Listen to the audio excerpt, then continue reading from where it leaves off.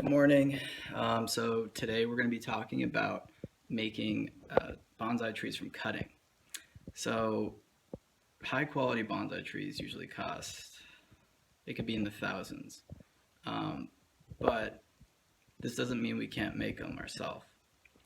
And as Scott Lee has said on Instagram once, Shohin trees are the trees of the people. So I'm gonna teach the people how to make some Shohin trees. I hope you enjoy it. Here it is. Here is the blueprint on how to make Shohin or Mame trees. Now, I didn't invent this. This is just knowledge that I've learned from others or that I've learned from books. But I want the people to know how to make these kind of trees because it's not out of our realm of ability. And it just takes a little bit of time. 5 years. That's how long it takes. Now, year one, we are just rooting a cutting. After we have the cutting rooted, we're letting that grow freely and vigorously for 1 year. Now, year two, keep in mind I live in California and I don't have extreme frost, and this applies to deciduous trees. I cut. We're going to be making 3 main cuts. The first cut is going to happen in March, and I'm going to make it about, if it's going to be a Shohin tree, it's probably going to be about 2 inches to 1.5 high.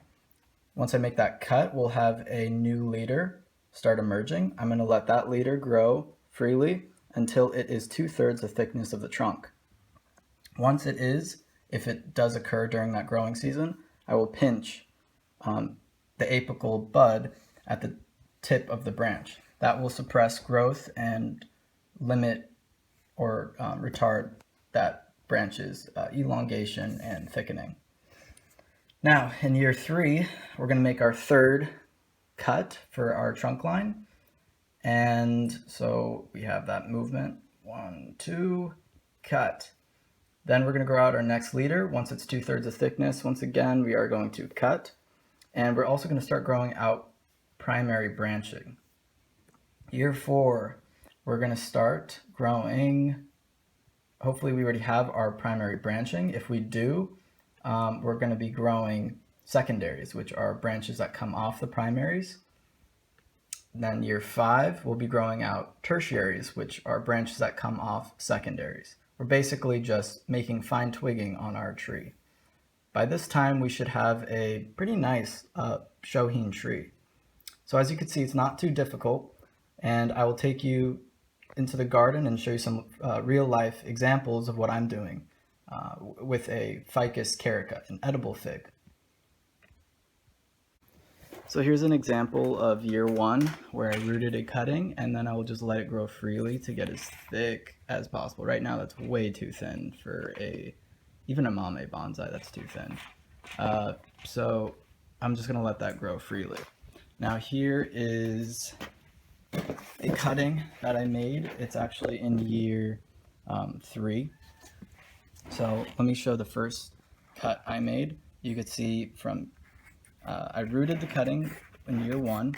I let it grow freely to get just a little thick. You could see it's a good thickness.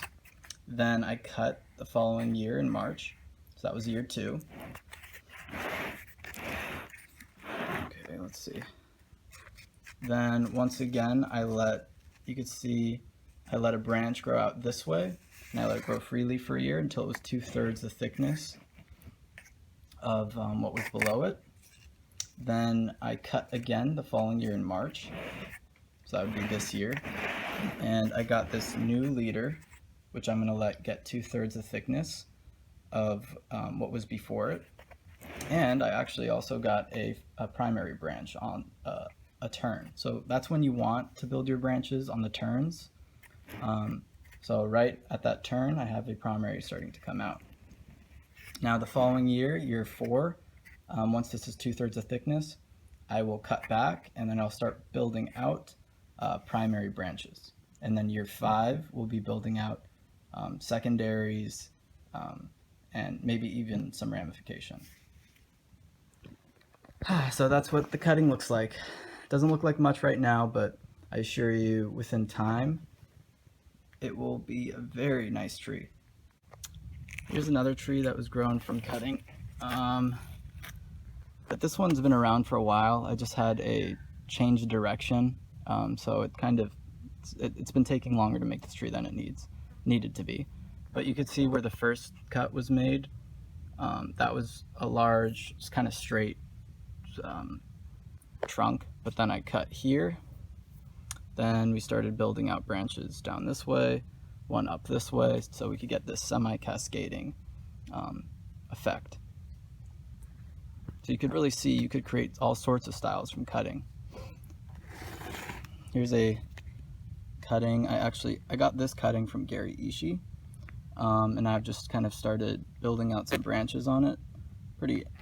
He has some pretty gnarled looking cuttings because he has some very old trees.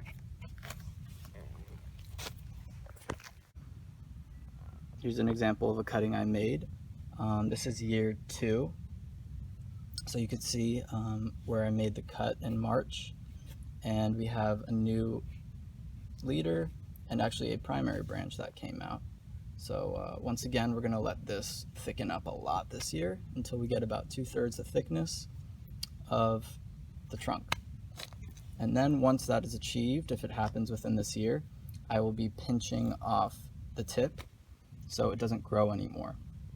When you pinch off the tip, you are removing auxin, which is a hormone that promotes elongation and suppresses these buds from emerging. So once you pinch, you kind of stop, in a sense, the growth of that branch.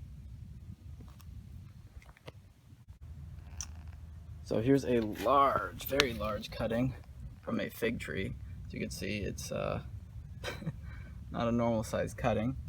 It even has a little bit of a base in there.